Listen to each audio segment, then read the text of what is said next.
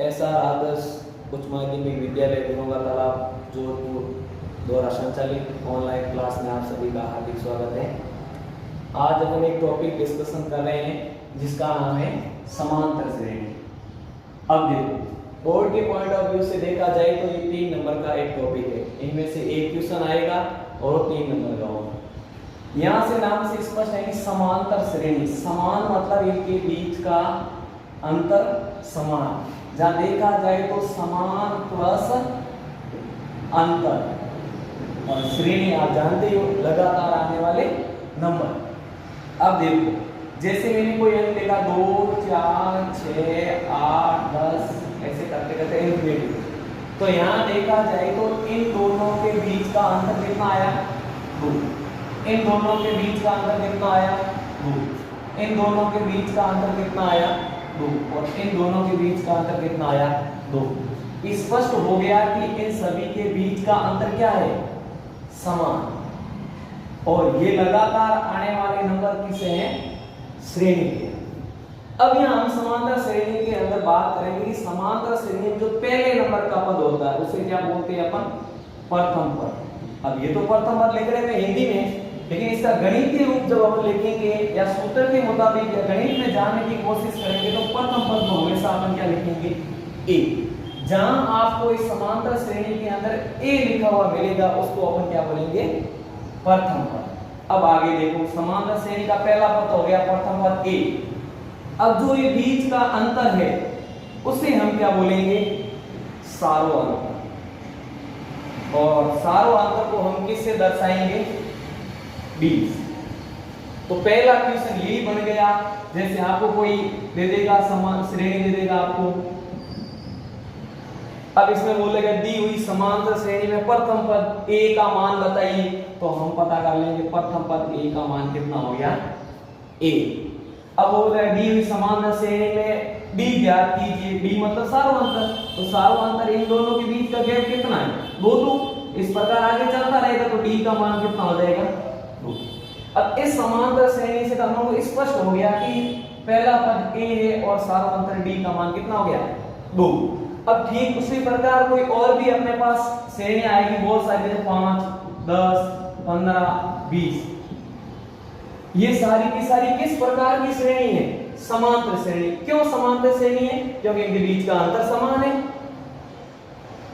और अंतर समान होने के कारण ये समांतर श्रेणी कहलाई। इस समांतर श्रेणी में प्रथम पद क्या है,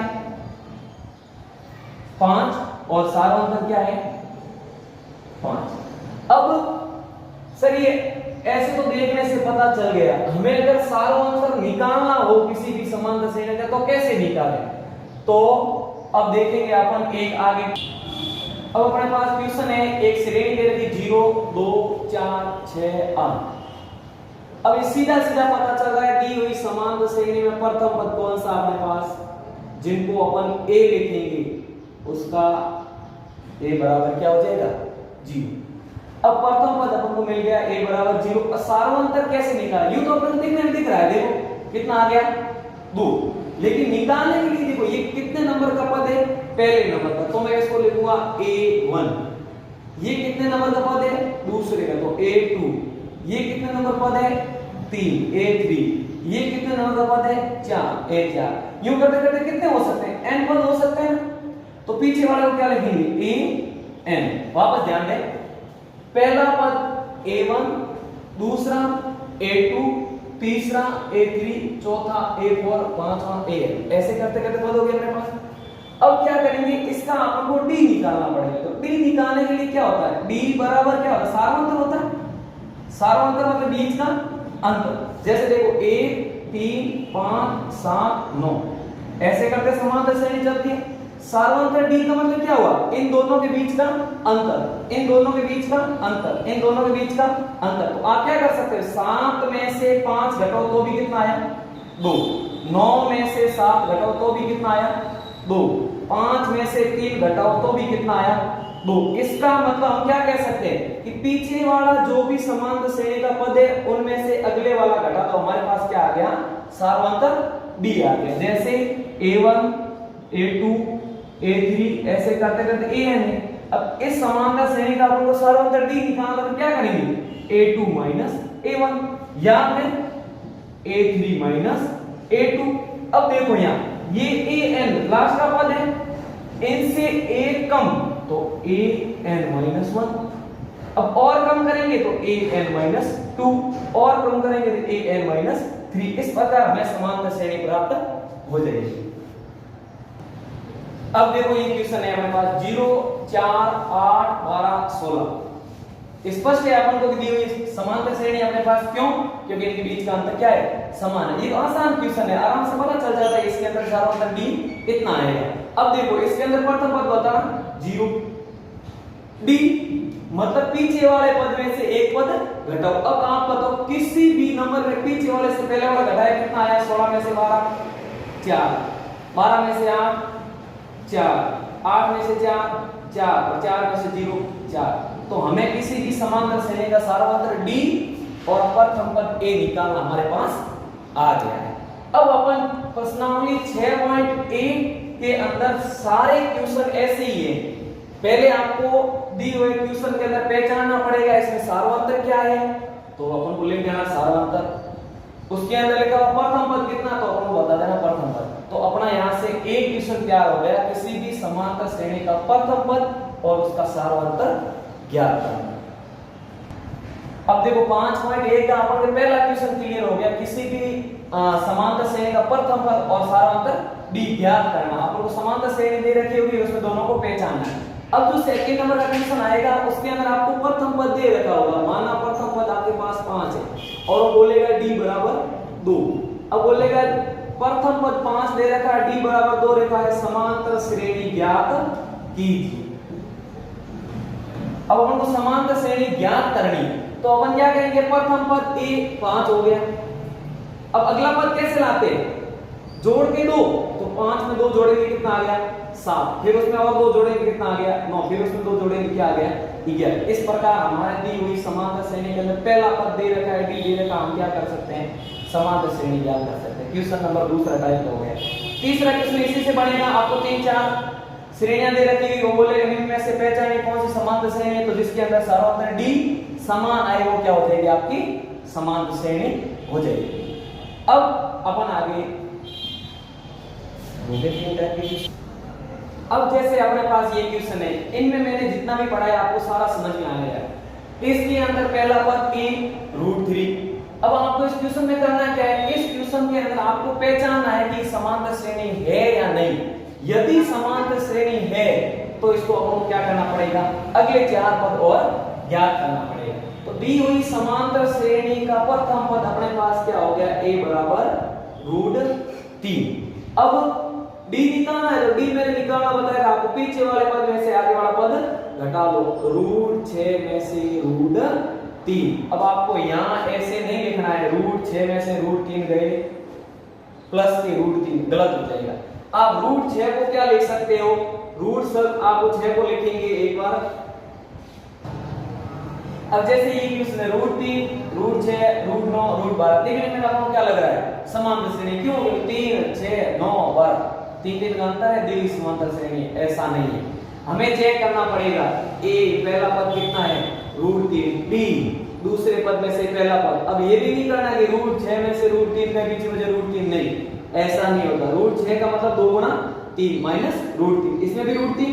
अब देखो मैंने इसको अलग अलग लिख दिया, √2 √3 और यहाँ है माइनस के √3, इसमें भी √3 है, इसमें √3 कॉमन ले लो, √2 माइनस 1 बचा। पहले का सार्वत्र क्या आया? ये। और ट्राई किया, एक से पता नहीं करना, जांच करनी है अपन सार्वत्र d समान आ रहा है कि नहीं आ रहा। यदि आ रहा है तो अगले 4 पद ज्ञात करने, नहीं आ रहा लिख देना है। अतः इसके सार्वत्र d समान नहीं है, दी हुई श्रेणी समांतर श्रेणी नहीं। आगे मैंने क्या किया? इस पद में से इस पद को घटा दिया, √9 माइनस 6। √9 को क्या लिख सकता हूं? 3 गुना 3 और माइनस 6 को लिख सकता हूं 2 गुना 3। इसमें भी √3 कॉमन, इसमें भी √3 कॉमन, बाहर ले लिया, पीछे एक √3 बचा और ये √2 बचा। क्या ये और ये अंतर समान है? बिल्कुल भी नहीं। एक बार ट्राई करते हैं। √12 में से √9, ध्यान रहे d निकालने के लिए पीछे वाले पद में से अगले वाला पद आपको निकालना है। तो √12 माइनस √9, √12 को क्या लिखेंगे? 4 गुना 3, 9 को लिख दिया 3 गुना 3। यहाँ √3 बाहर, रूट अपन इसमें √3 बाहर ले लेंगे, पहले इसको टुकड़ा कर दिया मैंने, √4 √3 √3 गुणा √3 अलग अलग हो गया। अब इस √3 को बाहर लिया तो पीछे यहाँ बचा रूट क्या, एक √3 बाहर आगे पीछे बचाइए। अब देखो तीनों में सारा अंतर डी क्या समान आ रहा है, बिल्कुल भी नहीं आ रहा है। तो जो दिख रहा है वैसा हुआ नहीं और सारा अंतर डी समान नहीं है तो लिखेंगे चूंकि सारा अंतर डी समान नहीं है इसलिए दी हुई श्रेणी समांतर श्रेणी नहीं है। विशेष पर ध्यान रखना है, आपके 5.1 का ये क्वेश्चन है, ठीक है। अब देखो अपने पास नेक्स्ट क्वेश्चन है √2 √8 √18 √32 आगे क्वेश्चन है जांच कीजिए समांतर श्रेणी है या नहीं, यदि है तो अगले 4 पद ज्ञात कीजिए। अपन क्या करेंगे, समांतर श्रेणी का प्रथम पद अपने पास क्या है a बराबर √2, सार्वंतर d निकालने के लिए पीछे वाले पद में से आगे वाला पद घटा दो तो ये a1 मतलब 1 नंबर का, ये a2 2, ये a3 3 और ये a4 4 नंबर। अपन पीछे वाले पद में से अगले वाला पद घटा देते तो ये कितने नंबर का, 2 नंबर का है तो a2 में से a1 घटा दो तो a2 का मान कितना है √8 माइनस √2। अब √8 में से √2 घटा के √6 नहीं लिखना है इसको, ऐसे हल नहीं होता है रूट। इसको मैंने क्या किया √8 को 2 √2 लिखा और यहाँ माइनस के √2 थी, इसमें भी √2 इसमें भी √2 कॉमन आ गया बाहर। ये √2 जैसे ही कॉमन आया अपने पास पीछे यहाँ बचा था 2 और √2 ये बाहर आ गया, पीछे यहाँ कितना बचा था 1, 2 में से 1 गया, 1 √2 गुणा √2 कितना √2 गुणा 1 √2 आ गया। अब डी तीसरे पद में से दूसरा पद घटाओ, तीसरा पद कितना था √18 माइनस √8 तो a2 का मान तो √8 है और a3 का मान √18। इसको मैंने क्या लिखा 3 √2 माइनस 2 √2। इसमें देखो 2 √2 इसमें भी है, √2 इसमें भी बाहर ले लो, पीछे बचा 3 में से 2 गया कितना 1, सारा अंतर d कितना आया √2। और ट्राई किया चौथे नंबर के पद में से तीसरे नंबर का पद घटाया, चौथे में से तीसरा घटाया, 32 था 32 को 4 √2 लिखा और √18 को लिखा 3 √2, 4 में से 3 √2 बाहर कॉमन आ गया, इसी में इसमें भी है तो बाहर कॉमन ले लेते हैं, पीछे बचा 4 में से 3 कितना आया √2। अब यहाँ दिक्कत ये आ रही है सर आपने √18 को 3 √2 कैसे लिखा, आपको अगर बेसिक नॉलेज की कमी है इसलिए यहाँ देखा जाए कि √8 2 √2 कैसे लिखा। तो यहाँ ध्यान दें √18 को 3 √2 कैसे लिखा है, तो अपन को पता होना चाहिए रूट का मतलब होता है वर्गमूल और 7th क्लास की बुक में है कि वर्गमूल कैसे निकाला जाता है। तो वर्गमूल निकालते हैं अभाज्य गुणनखंड विधि से और अभाज्य गुणनखंड विधि में वर्गमूल में दो के जोड़े बनते हैं। तो मैंने 18 लिखा, 18 में अभाज्य गुणनखंड विधि से ये हल किया, फिर मैंने देखा कि इसको मैं 18 को कैसे लिख सकता हूं 2 3 × 3। अब देखो यहाँ वर्गमूल के अगर दो के जोड़े तो 2 जोड़े में से एक जोड़ा ले लो और पीछे बचा।